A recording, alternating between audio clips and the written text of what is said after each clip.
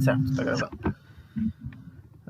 Tá, vamos lá, gente. Então, o período regencial, nesses 9 anos, a gente viu que ele tem dois grandes aspectos, né? O aspecto político e o aspecto militar, né? As revoltas que aconteceram nesse período. E o aspecto político a gente viu na primeira aula, toda aquela disputa entre partidos, né? Uma coisa bem conturbada, tem as regências, regência trina, regência una, aí vem o Padre Feijó, depois o Araújo Lima, toda essa disputa entre centralização e descentralização.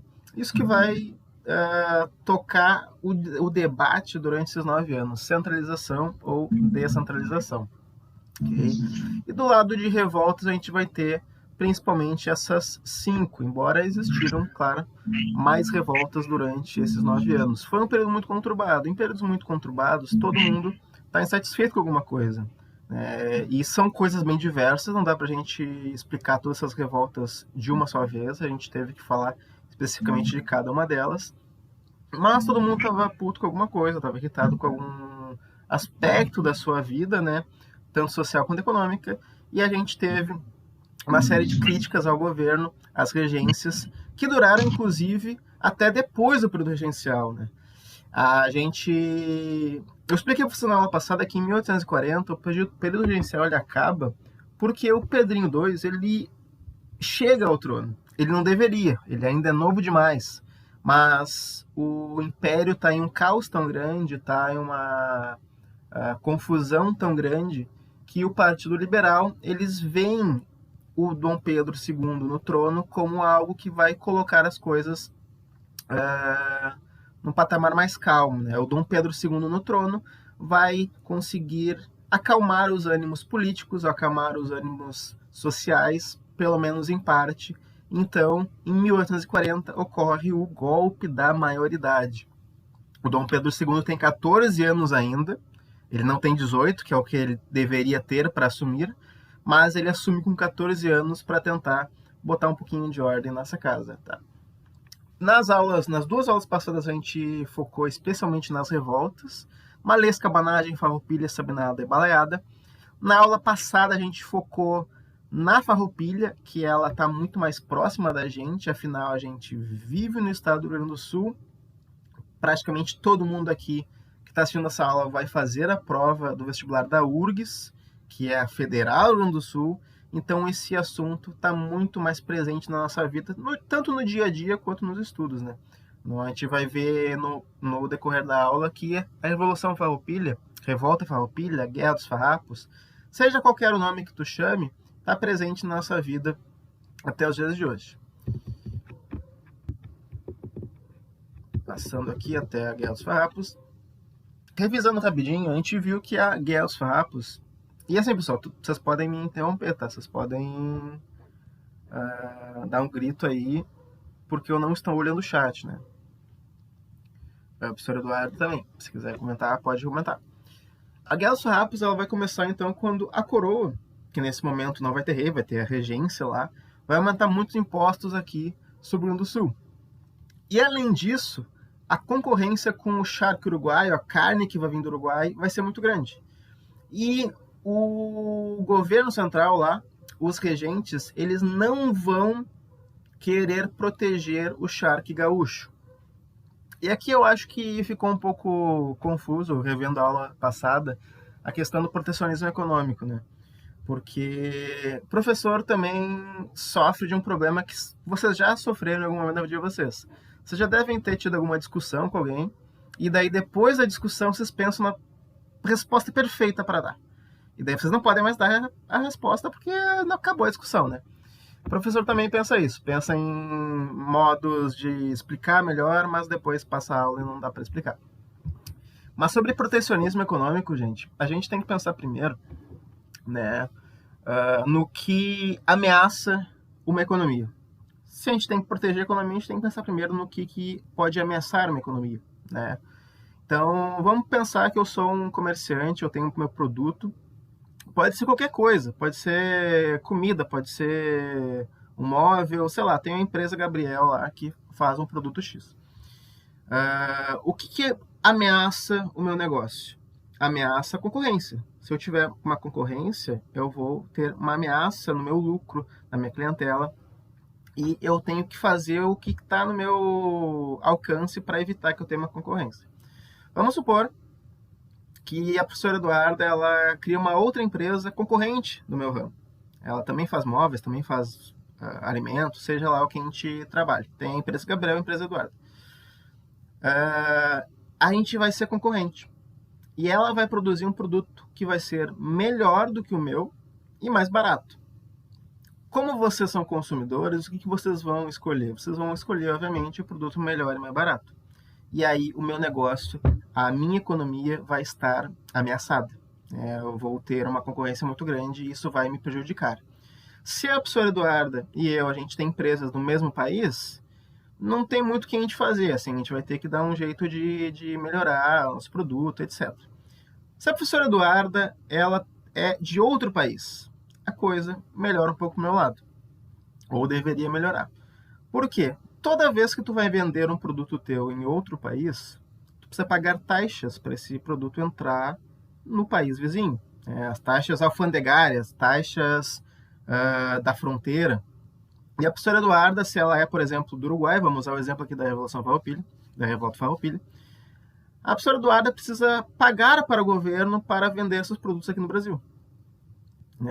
Mas mesmo assim, vamos supor que mesmo assim o produto da professora Eduarda é mais barato do que o meu, e daí os consumidores ali no mercado vão ver mais benefício em comprar o produto da professora Eduarda. Eu posso chegar na mão da professora Eduarda, é mais barato.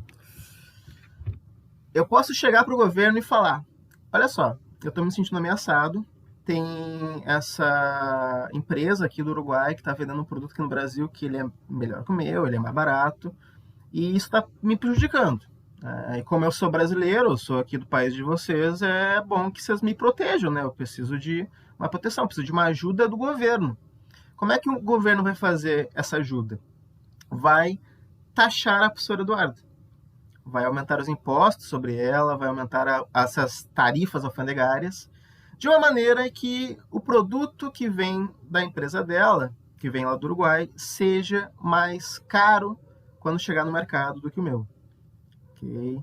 Então isso é uma das milhares de estratégias que tu tem para tu proteger a economia local, proteger ali os empresários da tua região, os produtores de alimentos, produtores de qualquer tipo de mercadoria, né? Tu taxa não, né? Não tem i nessa palavra. Tu taxa as mercadorias que vêm de outro lugar para que elas sejam mais caras ao consumidor.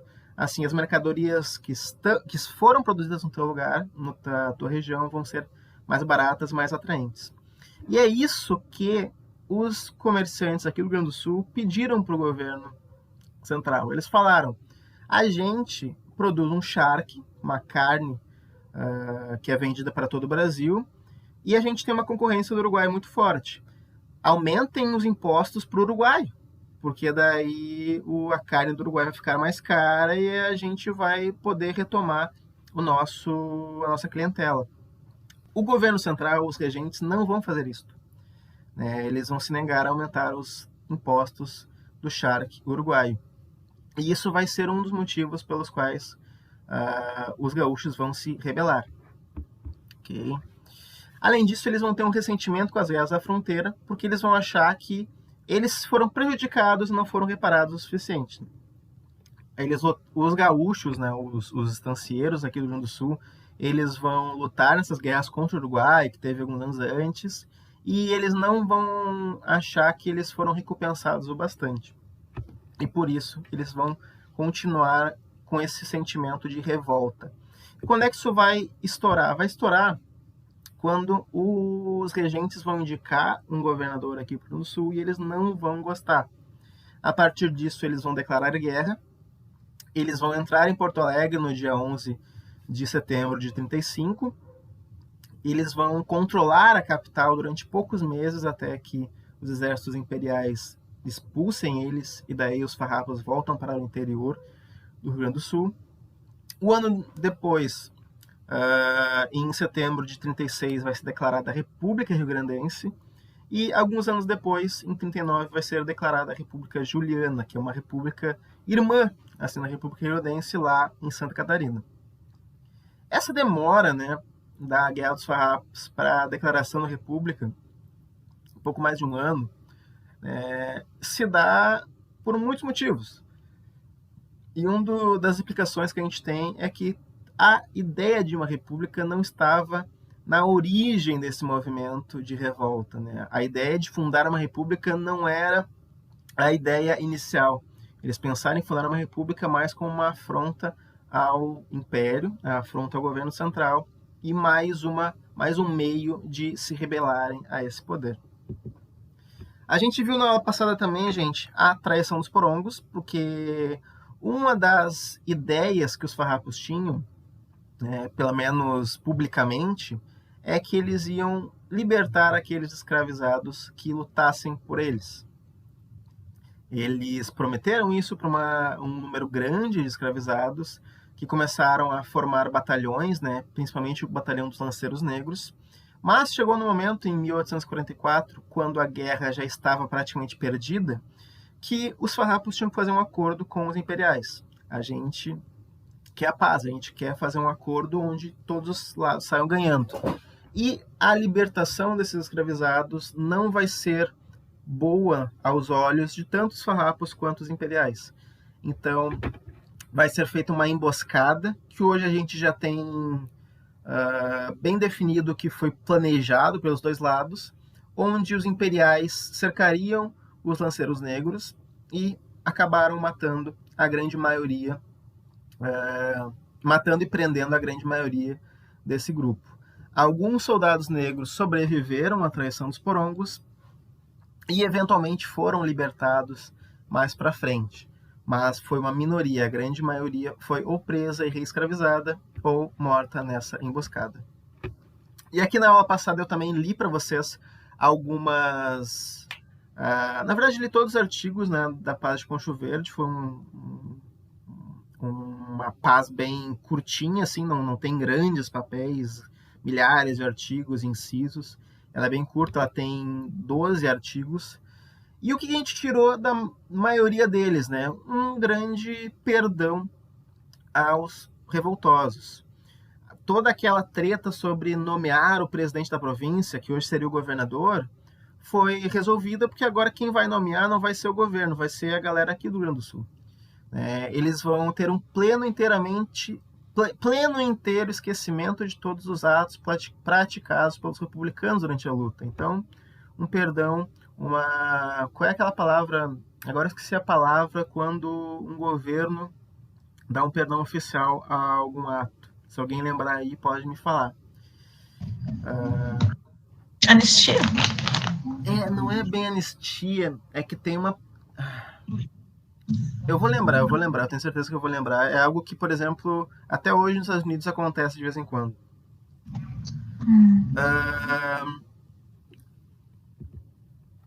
Deixa eu ver aqui. O artigo 7, ele também foi muito importante para a nossa aula passada, porque que fala que está sim garantido a liberdade dos escravos que tenham servido nas fileiras republicanas onde elas existam.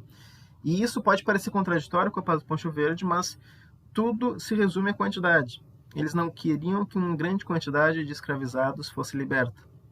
Quando esse número se reduziu bastante, aí sim eles aprovaram a liberdade dessas pessoas. Então sim, os escravos que chegaram até o final da guerra, eles foram libertos. Mas foram poucos. A grande maioria desses artigos aqui a seguir se trata de perdões e modos em que os farrapos vão poder voltar à vida pública, voltar a ser oficiais do exército, voltar a ter cargos públicos. Então, basicamente, a Paz do Poncho Verde foi um grande perdão, um grande acordo onde os dois lados chegaram a um centro comum. E a gente comentou nas aulas anteriores, o nível de repressão ele é muito um reflexo de quem lutou na revolta. Então, para vocês verem um perdão tão grande, artigos tão brandos aqui, a gente já sabe que foi uma revolta que foi lutada pelas elites, foi lutada por pessoas de influência. Porque se o povão estivesse lutando na Guerra dos Farrapos, se as classes sociais mais baixas estivessem lutando na Guerra dos Farrapos, certamente essa paz de Poncho Verde teria outros artigos, seria mais dura, né? A gente não teria um perdão tão grande quanto a gente teve. E nas outras revoltas a gente observa que elas acabaram em massacre, né, quando elas são populares, não tem tanta diplomacia assim, né, tipo, eles chegam desse sarrafo e é isso aí. Exato. Aí tem, né?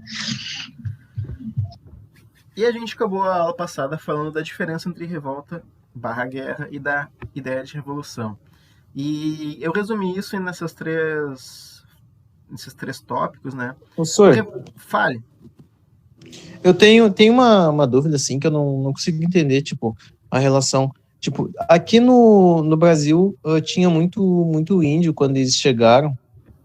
E como que surgiu esses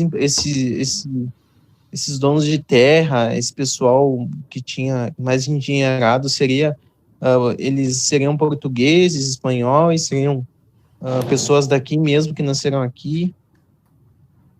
Nesse momento, né, década de 30, 1830, praticamente todo mundo que vive aqui no Brasil, tipo, a grande maioria já nasceu aqui, né? A gente ainda tem a imigração de diversas partes do mundo, mas a gente já tem uma população fixa, uma população brasileira muito expressiva. Então essas pessoas donas de terra, os grandes estancieiros, eles são descendentes dos primeiros colonizadores, né? Dos portugueses, dos fidalgos que vieram para cá nos primeiros séculos. Principalmente aqui no Rio Grande do Sul, teve muito colono que saiu lá das partes mais centrais, né? São Paulo, Rio de Janeiro, foi descendo até aqui e controlando a região, criando suas estâncias, criando suas terras, né? Cercando onde o governo central dizia que era deles, e daí eles acabavam tendo essas posses, porque nesse momento terra é posse, terra é dinheiro.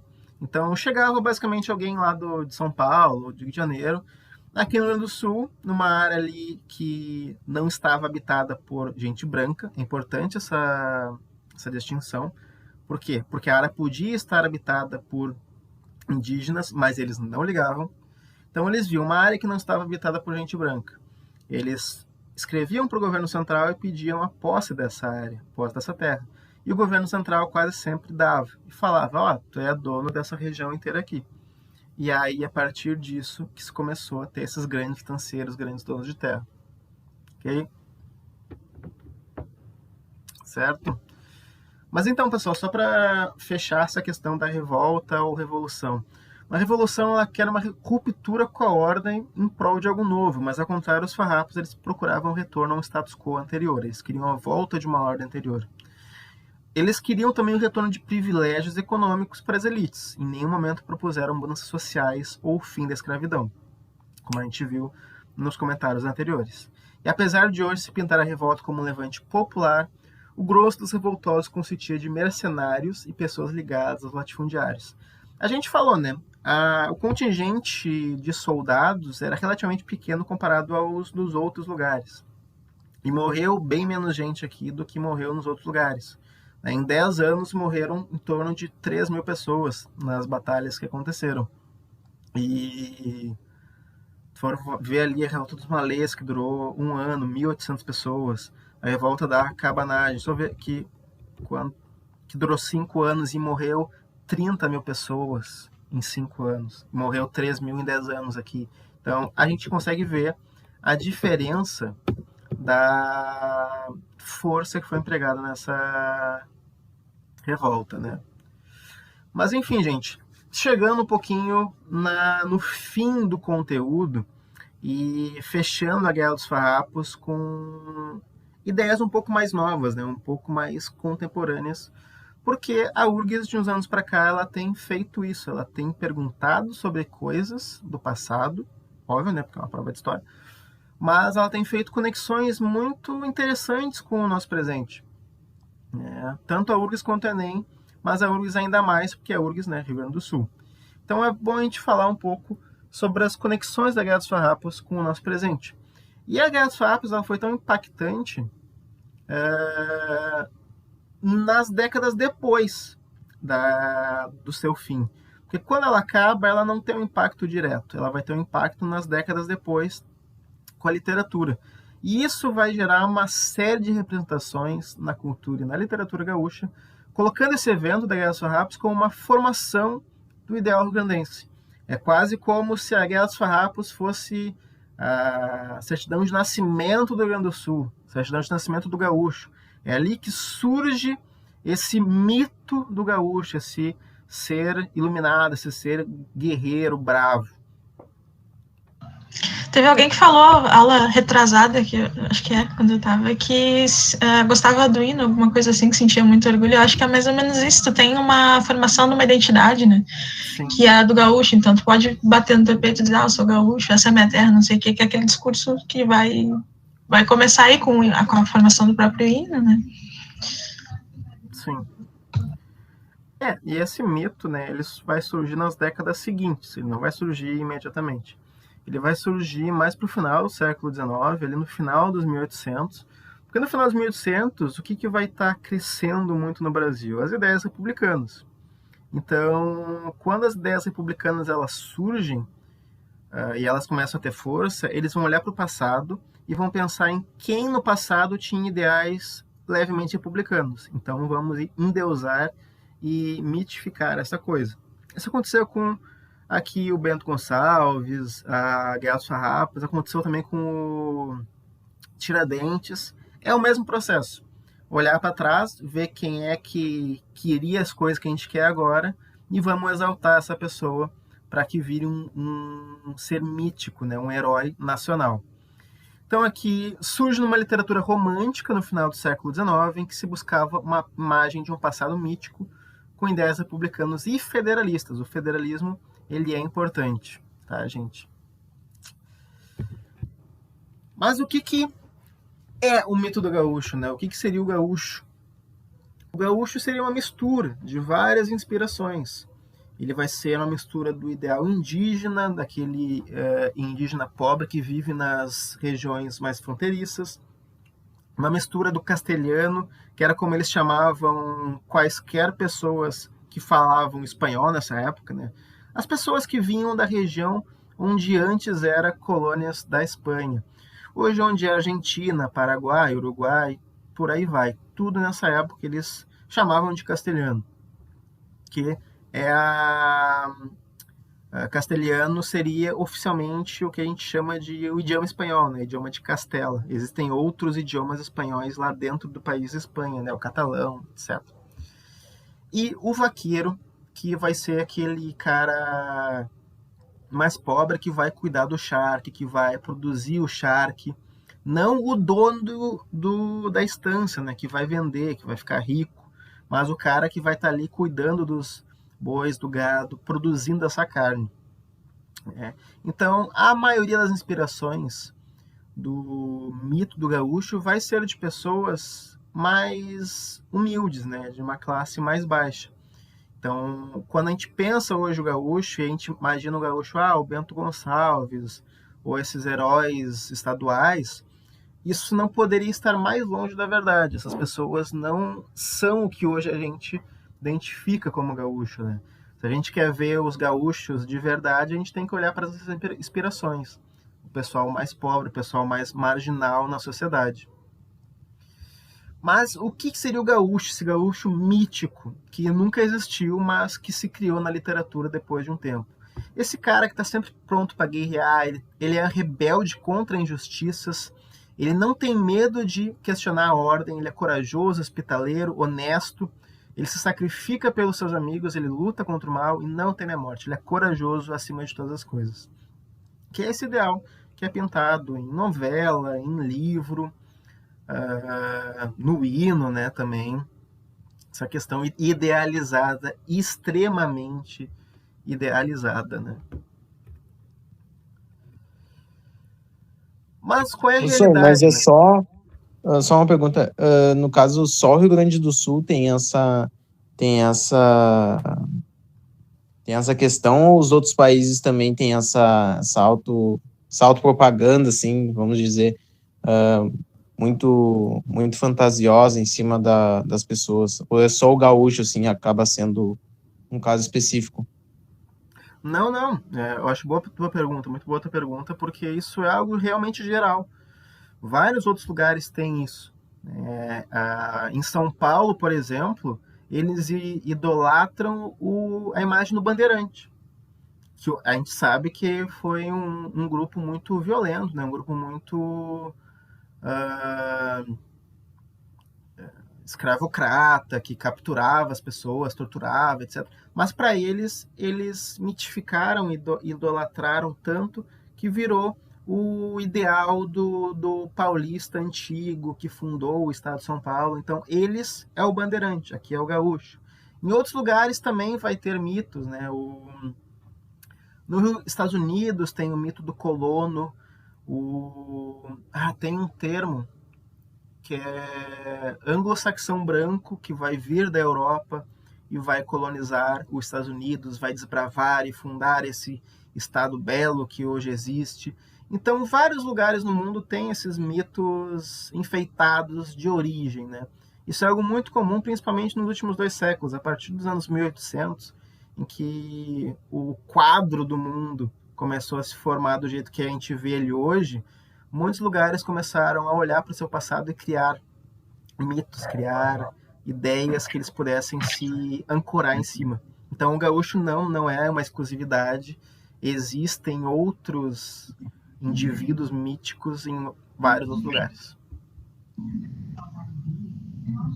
Inclusive, a própria história ela começa a ser científica, tipo, tem um método científico nesse período, né, no 19.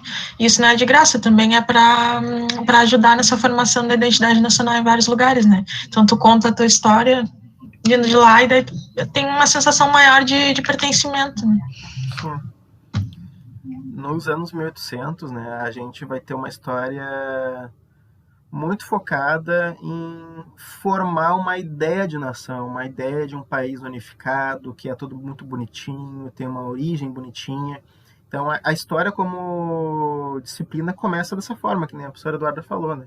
Como uma forma de legitimizar esse passado, de mostrar, não, a gente está aqui, mas é porque a gente lutou muito, a gente teve uma história sofrida e a gente está aqui porque a gente merece. Então, nos anos 1900, que a gente começou a criticar mais essa história tradicional, né? A história dos grandes homens que se falava. Por que hoje a gente estuda assim, os presidentes, mas a gente vê a questão social, a gente vê a questão artística?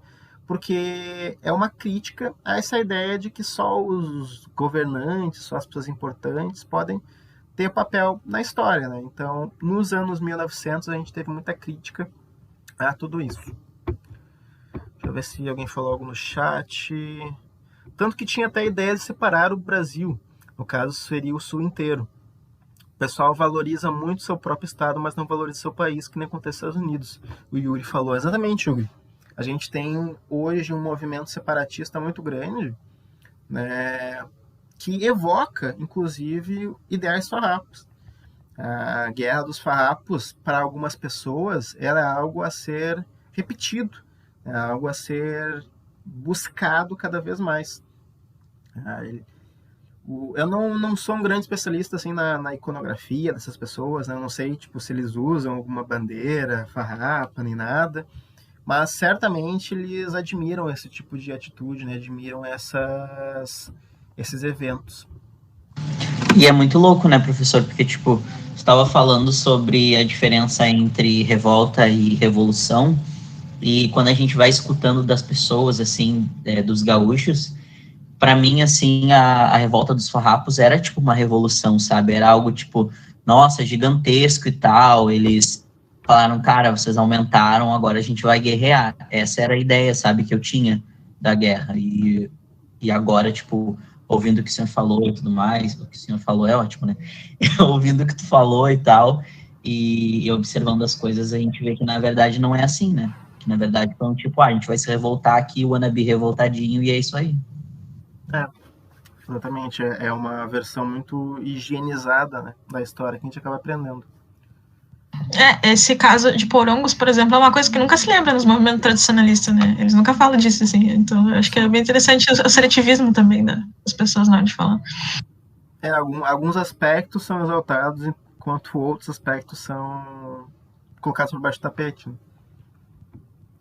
Porque tudo tem que fazer sentido na narrativa mítica deles, né? A narrativa de que sim, os farrapos eles buscavam a igualdade e a liberdade, etc.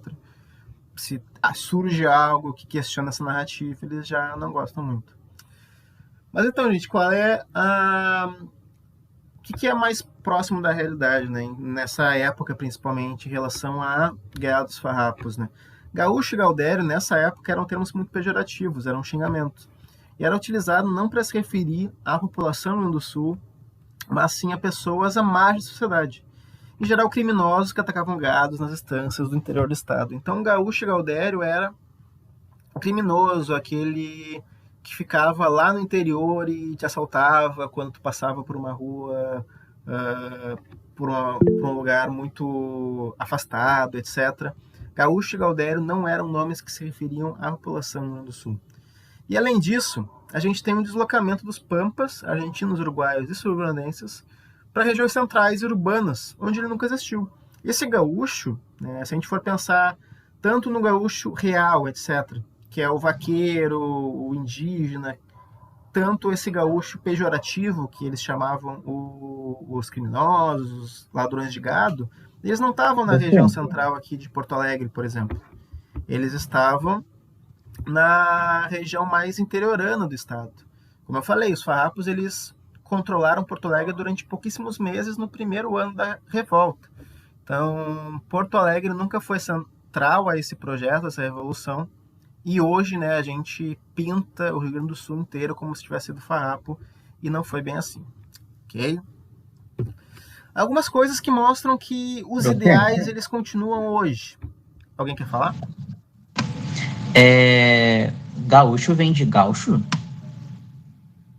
Eu nunca lembro do significado da palavra mesmo.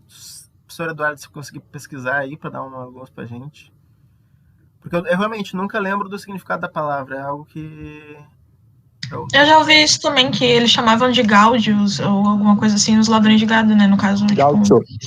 Isso, é isso. Por isso que vem. Porque nessa época se misturava muito o português e o espanhol, né? Então, às vezes, me confundo. Mas então, pessoal, mostrando aqui a bandeira do Rio Grande do Sul, desde 66, oficialmente desde 66. Ela é uma mistura da bandeira rio-grandense e do brasão, né? Coloquei bandeira 2 vezes aqui, mas é a bandeira e o brasão, que acabou se tornando a nossa bandeira do Rio Grande do Sul. E além disso, eu coloquei aqui alguns refrões na verdade, isso aqui é o hino todo, né? Porque no nosso hino ele é bem curtinho, né? E esse hino ele foi escrito durante a revolta. É um hino muito antigo. Ele foi reapropriado muitos anos depois e ele é cantado até hoje. Então, a gente tem duas estrofes, como a aurora precursora do farol da divindade, foi a 20 de setembro, precursor da liberdade. Beleza. O outro, não basta para ser livre, ser forte, aguerrido e bravo, povo que não tem virtude acaba por ser escravo. E os refrões, né, que são iguais, mostremos valor constância nessa ímpia e justa guerra, referência à Guerra dos Farrapos, sirvam nossas façanhas de modelo a toda a terra. Esse hino, gente, ele foi escrito durante a revolta. Inclusive, ele tinha algumas estrofes a mais, se eu não me engano, mas elas caíram com o tempo porque eram umas estrofes meio estranhas, tá? Falava de Roma, de Atenas, etc. E hoje a gente tem essas estrofes aqui. Hoje a gente olha para esse hino de uma maneira muito mais crítica, né? De uma maneira muito mais consciente das coisas que estão escritas. A gente sabe que ele é um hino muito idealizado, né? Ele mitifica muito dessa questão do gaúcho bravo, do gaúcho que se revolta contra injustiças. Ele é um hino que corrobora essa ideia e faz todo sentido, né, a gente olhar para esse hino e sentir uma sensação de grandeza, né, uma sensação de energia, Tanto que, pasmem, eu fiquei sabendo disso quando eu estava passando para aula. A melodia do hino, ela foi tirada de uma ópera que o Rousseau escreveu. O Jean-Jacques Rousseau, o filósofo. Então, eu achei isso muito bizarro. Urbano de plágio. Mas, enfim, gente. Isso aqui é algo muito idealizado, obviamente, mas a maioria dos hinos, né, vamos ser bem sinceros, são idealizados. O problema é que esse é um hino que faz referência direta à escravidão. E quando ele fala povo que não tem virtude acaba por ser escravo, isso toca em algo muito mais delicado do que todo o resto. Já vi muita gente dizer, como é algo que os tradicionalistas argumentam até os dias de hoje, que essa escravidão que está se falando aqui não é uma escravidão negra, né? Uma escravidão como existia na época, é mais uma escravidão simbólica, né? Como se curvar aos desejos de um governante, um tirano, etc. E beleza, só pode ser sim uma interpretação. Mas a gente tem que ver que o hino, ele não é apenas um produto de uma época, ele é algo que deve fazer sentido para nós hoje em dia. Ele é algo que deve representar um Estado, representar uma instituição, mas ele deve fazer um sentido para a sua população.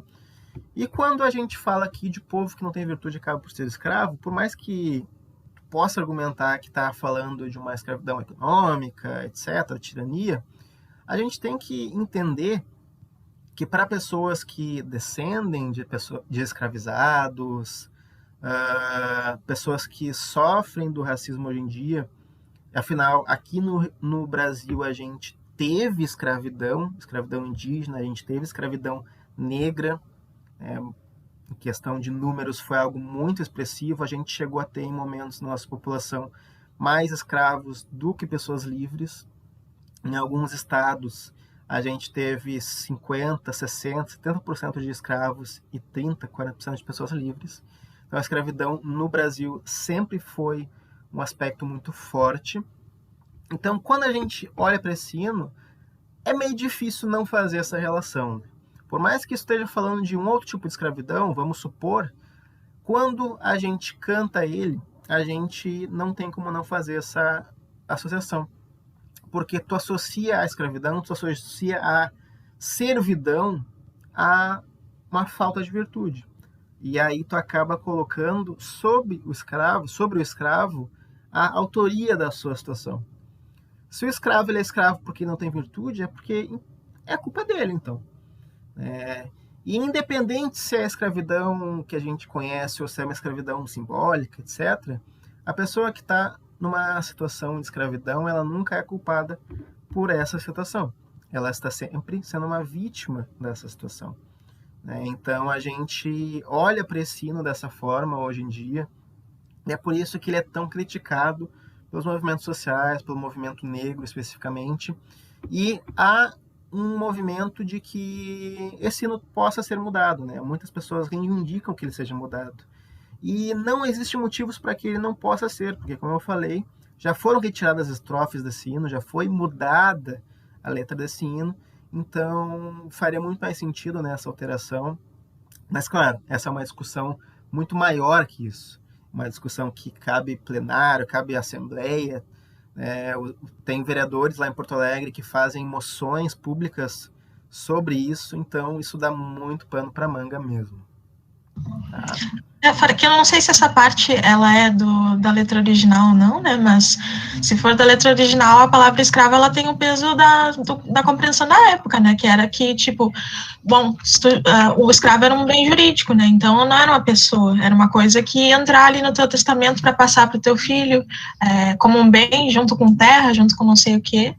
E também há outras questões da época, né? Tu pensa, tipo, o que estava acontecendo com as pessoas que eram escravizadas ali, né? Fora esse massacre, aconteceu também por exemplo, no Uruguai, eles aboliram a escravidão em 1842, se eu não me engano.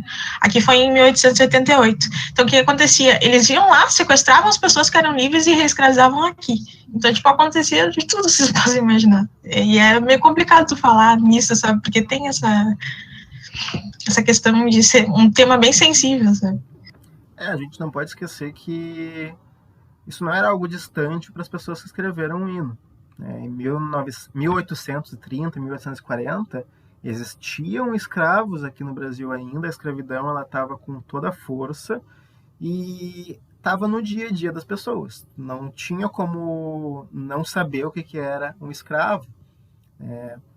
Então, hoje a gente pode ter uma visão distante desse evento, mas para eles isso estava na frente, estava na frente dos olhos da pessoa que escreveu isso, então alguma conotação racista tem.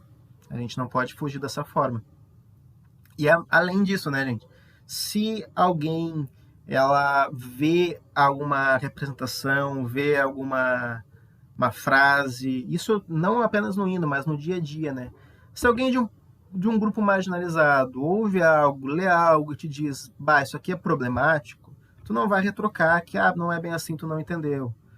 Se a pessoa, ela vê um problema ali, se ela se sente ofendida, se ela se sente discriminada, vamos ouvir o que ela tem a dizer, né? Vamos tentar entender o que ela está reclamando, o que ela se sentiu desconfortável e vamos refletir um pouco mais. Ok? Gente, aqui eu não vou falar sobre essa tabela, é mais uma tabela de resumo mesmo, em que a gente tentou, eu e a professora Eduarda, resumir as revoltas regenciais em pontos comuns, né? O nome, o período, né, a província, quem estava envolvido, ou melhor, quem estava se revoltando contra ela, quais eram suas reivindicações e qual foi o resultado. Então aqui é bom para resumir mesmo, né, tudo que a gente falou. Se vocês querem pegar um quadrinho e olharem para ele para entender, olhem para esse aqui. E daí eu tomei a liberdade de pintar essas duas revoltas aqui, a do Farrapos e Sabinada, de outra cor para explicar que elas foram revoltas elitistas, enquanto as vermelhas foram revoltas mais populares, ok? Gente, a gente tem 10 minutos. O golpe da maioridade eu já expliquei para vocês, então a gente vai pular. Aqui o pequeno meme, né, para vocês refletirem um pouco. E nesses 10 minutos, vamos ver se a gente consegue falar de uma ou duas questões. Alguém fala de uns... que a gente vai demorar uns 5 minutos.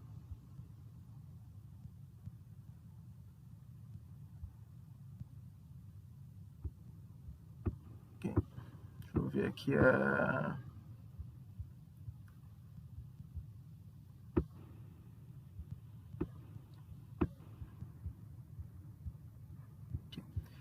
Gente, vamos ver aqui algumas questões, tá? Vamos ver duas.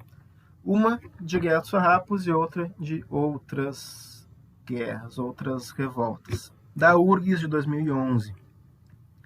Isso aqui é um texto do Bento Gonçalves. Conheça o Brasil, que no dia 20 de setembro de 35 foi a consequência inevitável de uma má e odiosa administração. Que não tivemos outro objeto a não ser... e não nos propusemos a outro fim que restaurar o império da lei, afastando de nós um administrador inepto e facioso, sustentando o trono constitucional do nosso jovem monarca e a integridade do império. Em relação ao manifesto, é correto afirmar que os farroupilhas defendiam desde o primeiro momento o ideal republicano separatista? Os revoltosos desejavam antecipar a posse de Dom Pedro II? A revolta foi motivada pelo desejo dos farroupilhas de reintegrar a província ao Império Brasileiro? Eles estavam contrariados com o governo do presidente provincial? Ou eles representavam as ideias conservadores, manifesto na defesa do império da lei? Tempo. Como vocês podem ver, né, gente? O URGS é bem mais direto. Ela te dá um textinho e te pergunta uma coisa bem objetiva sobre ele.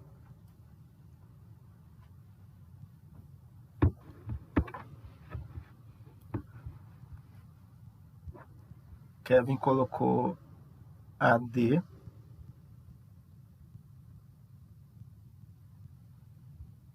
O Kevin colou ali... Senhor, peraí. O Kevin colou ali a parte do hino, né, que foi retirada. Caso quem queira ver. O Kevin colocou AD, vamos ver se mais alguém fala.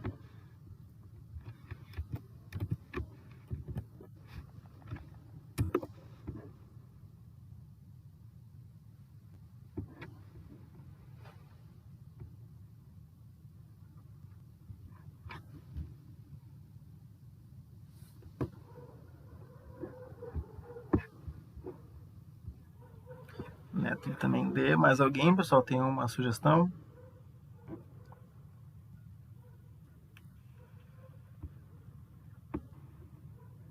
Jennifer, que pediu um tempo aí. O que tu acha, Jennifer?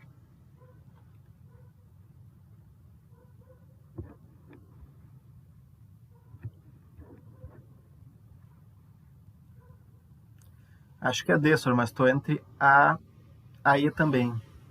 Vamos lá ver. É a D. O pessoal que falou D estava certo. Vamos ir por uma a uma ver o que estava errado. Eles não defendiam o ideal republicano desde o início, né? Eles não desejavam antecipar a posse de Dom Pedro II. Isso é a coisa de outra revolta, a Sabinada. Eles não queriam reintegrar a província do Império Brasileiro, eles não estavam separados, eles queriam o contrário, né? O correto é a D, porque eles estavam contrariados com o governo do presidente provincial. Lembra que esse foi o estopim de todo o negócio. Esse foi o que gerou a revolta inicial. Depois que veio os ideais republicanos, depois que veio os ideais separatistas, então foi algo bem posterior. Certo, gente? Revolta dos Malês, gente.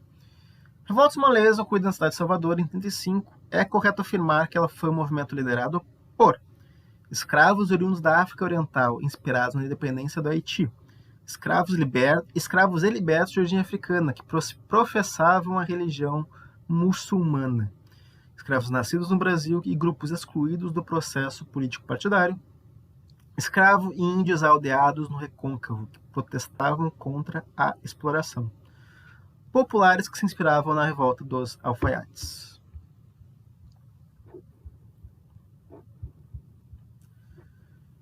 Kevin B, Luísa B, Jennifer B. Bem, essa aqui tá bem mais tranquila, né, gente? A alternativa certa é realmente a B. Se tem algo que vai definir a revolta dos malês, vai ser a religião muçulmana. Ela vai ser central a todo o movimento. Vão ser escravos e libertos que vão vir lá do continente africano. Então, são escravos e libertos na sua maioria recém-chegados, né, ao Brasil. E a religião muçulmana estava no centro do seu movimento. E a reivindicação por liberdade também, né? Porque diferente das outras revoltas que a gente viu, eles participavam não para defender o ideal, tipo, na Farroupilha, por exemplo. Eles não queriam diminuir as taxas, tipo, eles não tinham gado e charque, sabe? Eles queriam só a liberdade em troca de participar. Aí não, aí eles estão liderando o movimento e... Exatamente. Acho que de todas as revoltas, talvez foi uma das que teve mais pressão popular, né, junto com a cabanagem. Por isso, né, ela teve uma repressão tão forte. Durou 1 ano só, a Malês. Aqui é uma questão da URGS, ela tá nesse esqueminha de te dar 3 informações e te perguntar quais elas estão corretas, né. Ela vai falar sobre a Guerra dos Farrapos. Ela vai falar na primeira afirmação. Nessa guerra ocorreu o polêmico episódio conhecido como Surpresa dos Porongos, o que resultou no massacre de muitos escravos. Nos últimos anos da guerra, os escravos representavam o principal contingente militar, em função da dificuldade dos farroupilhas para recrutar soldados. E no final desta guerra foi assinada a Paz de Concho Verde, que concedia liberdade aos escravos que lutaram ao lado dos farroupilhas. Isso aqui, ela tem uns pega-ratão, assim,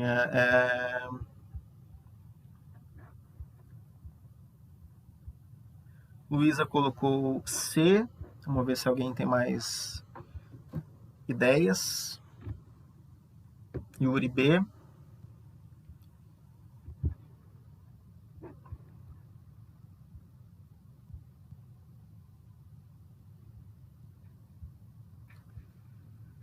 Alguém mais? Alguém mais? Mais uma pessoa para a gente ver qual é a resposta.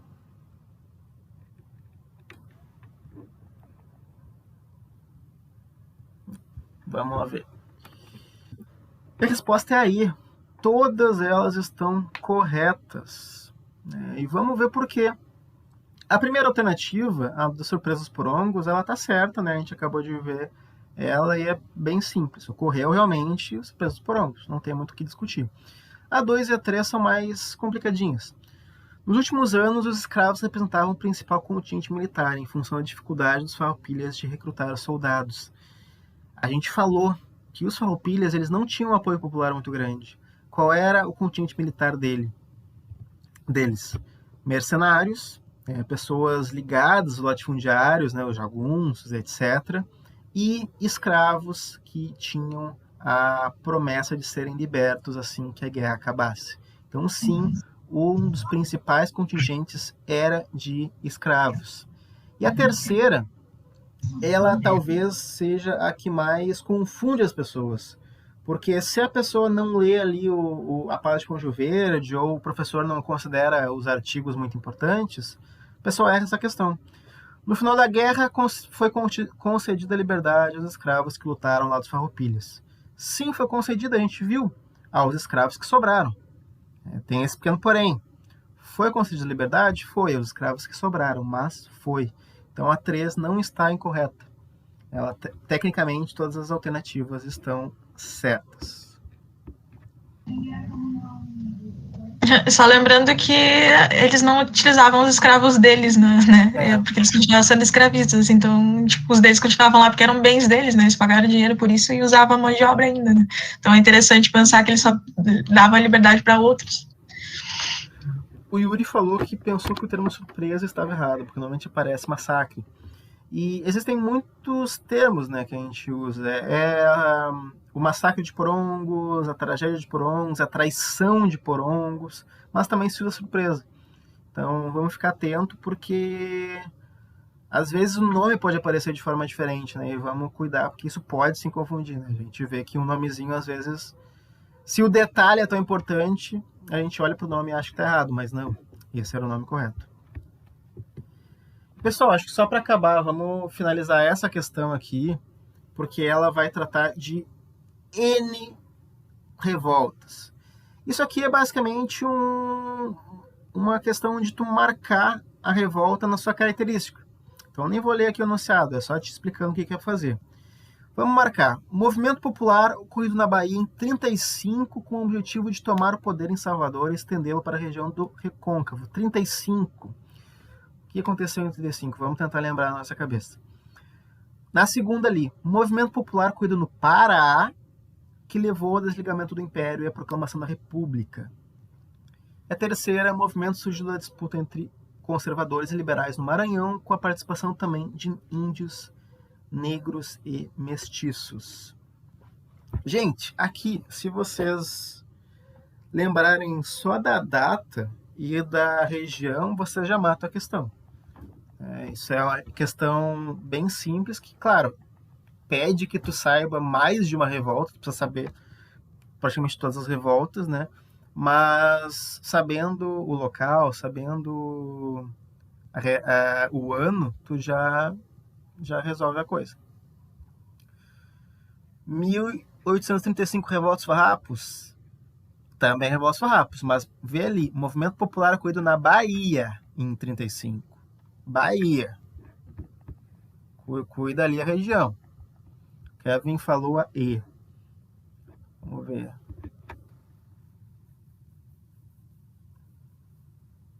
Gente, leiam todo o enunciado, né? Leiam toda a questão, porque às vezes o detalhezinho pega vocês. Mais alguém? Mais alguma? Júlia falou E. Cadê o carregador? Acabou. Cai a bateria no meio da última questão. O Kevin falou E e a Júlia falou E. Vamos ver. E aí? 3, 2 e 5. Ali, a primeira rebelião é o Levante Malê, ou Revolta dos Malês, pode aparecer dessas duas formas, número 3. A segunda é a cabanagem. Só de saber que é no Pará, você já sabe que é cabanagem. E o terceiro ali é o número 5, a balaiada. Por quê? Maranhão. Tu já associa essa revolta ao estado do Maranhão. Certo, gente? Tranquilo? O Kevin falou que estava inseguro. Isso deixa a gente bem nervoso, né? Principalmente na prova. A gente vê a prova ali e fica em dúvida, né, sobre o que colocar. Mas é por isso que a gente tem que ler todo o enunciado ali e ver certinho. E às vezes, né, se tu sabe 2 alternativas, não sabe a terceira, dependendo da questão, tu consegue matar, porque só vai ter ali uma opção de preenchimento, né? Certo, pessoal? Vamos lá, deem tchau, vamos lá para a professora Raíssa, que ela já deve estar querendo me matar, como sempre. Tchau, tchau, gente. Na aula que vem a gente continua e bora. Tchau, gente.